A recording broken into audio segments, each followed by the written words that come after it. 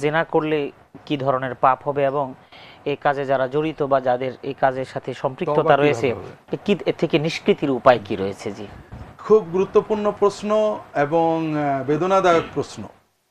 একসময় এই আমাদের এই বাংলার সমাজে ছিল জাতি ধর্ম নির্বিশেষে সকল ধর্মের মানুষেরাই বিবাহিতর সম্পর্ক, নারী পুরুষের সম্পর্কে কঠিনতম ঘৃণা করতেন এবং একজন যুবক, একজন মানুষ অন্য সালাত, সিয়াম, নামাজ, রোজা আদায় না করলেও কখনোই এই ধরনের পাপের ভিতরে যেতেন না। আমার বিশ্ববিদ্যালয়ের এক ছাত্র ইংরেজি থেকে পাশ করছে, আমাকে বলছে, স্যার জীবনে অনেক অন্যায় করেছি, কিন্তু ছোটবেলায় আম্মা বলছিল বাবা জিনা করা মহাপাপ। আমিও তো বুঝি সুঝিনি, জিনা বড় হয়ে বুঝেছি, কখনোই স্যার অন্য যাই করি এই ধরনের মহাপাপে লিপ্ত হয়নি। কিন্তু দুর্ভাগ্যবশত আমাদের পিতামাতা যেমন অসচেতন হয়ে যাচ্ছেন, প্রচার মাধ্যম এবং আকাশ সংস্কৃতির মাধ্যমে ছেলে মেয়েদের উচ্ছৃঙ্খলতা বাড়িয়ে দিয়ে বিভিন্ন বিদেশি বিজাতীয় সংস্কৃতির আগ্রাসনের ফলে আমাদের ভিতর থেকে এই যে বাঙালি অন্তত একটা নীতিবোধ ছিল এটাও উঠে যাচ্ছে। এর ভয়াবহ পরিণতি, প্রথম কথা যেটা ভাই প্রশ্ন করেছেন যে এটা পাপ, আল্লাহ রাসূল সাল্লাল্লাহু আলাইহি ওয়াসাল্লাম বলছেন, লা ইয়াজনি যানি হিনা ইয়াজনি ওয়া হুয়া মুমিন।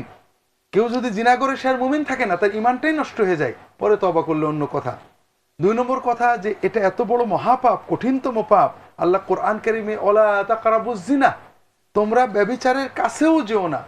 ওয়ালা তাকরাবুল ফাওয়াহিশা মা যাহারা মিনহা ওয়া মা বাতান, শুধু ব্যভিচার নয়, অশ্লীলতা হতে পারে প্রকাশ্যে গোপনে, এর কাছে যেও না। অশ্লীলতা ঈমান ধ্বংস করে, অশ্লীলতা জীবন ধ্বংস করে, অশ্লীলতা আখিরাত ধ্বংস করে। অশ্লীলতা জীবন কিভাবে ধ্বংস করে? আসলে আমাদের জীবন, যুবকদের বলি, তোমাদেরকে চুষে নেওয়ার জন্য বর্তমানে আকাশ সংস্কৃতির মাধ্যমে অশ্লীলতা ছড়িয়ে দেওয়া হয়েছে। 15 থেকে 25 জীবনকে ভোগ করো, অশ্লীলতায় ডুবে যাও। কিন্তু জীবন তো 25-এ শেষ হবে না, 25-এর পরে 30, 50, 70 জীবন। তুমি যদি এই সময়ে নিজেকে রক্ষা না করতে পারো, তোমার পরবর্তী জীবনটা অভিশপ্ত হবে।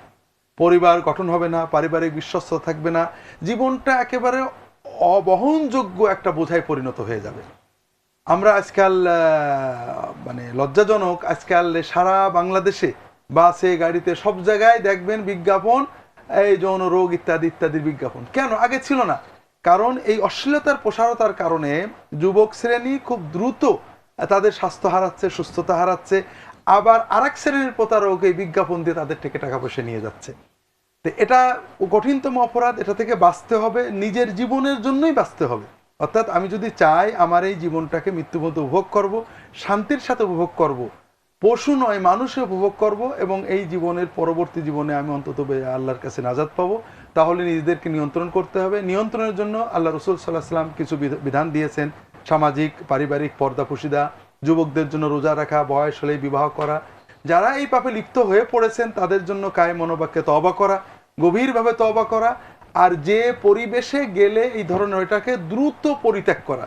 বন্ধু বান্ধব যাদের মাধ্যমে এটা হয়, যে প্রতিষ্ঠান, দ্রুত পরিত্যাগ করে আল্লাহর কাছে কঠিনভাবে তওবা করা, এটা হলো আমাদের বাঁচার উপায়। আল্লাহ তাআলা হেফাজত করুন। তো মোহতারাম, এর সাথে একটু কথা বলছি, সেটা হলো যে আমার মনে হয় যারা অভিভাবকরা আছেন, অভিভাবকদেরও সচেতন, অর্থাৎ ছেলে এবং মেয়ে উপযুক্ত হয়ে গেলে তাদের আশু বিয়ের ব্যবস্থাটা খুব জরুরি। খুবই, এটা তো আল্লাহর ওয়ানকিহুল আয়ামা মিনকুম ওয়াস-সালিহিনা মিন ইবাদিকুম ওয়া ইমাইকুম, আল্লাহর দায়িত্ব, ফরজ, যে তোমাদের অবিবাহিত ছেলে মেয়েরা উপযুক্ত হলে তাদের বিবাহ দাও।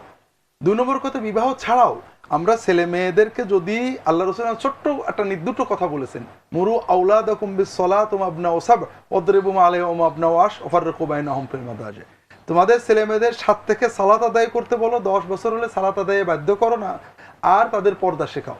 সালাত এবং পর্দা এই দুটো যদি অন্তত আমরা শেখাতে পারতাম ছেলে মেয়েদের, তাহলেও তারা বাঁচতে পারতো। মেয়েরা পর্দা শালীন পোশাক পরে, ছেলেটা সালাতে যায়, আলেমদের কথা শুনে, তাহলেও এই মহাপাপ থেকে আমরা ছেলে মেয়েদের বাঁচাতে পারতাম। জি।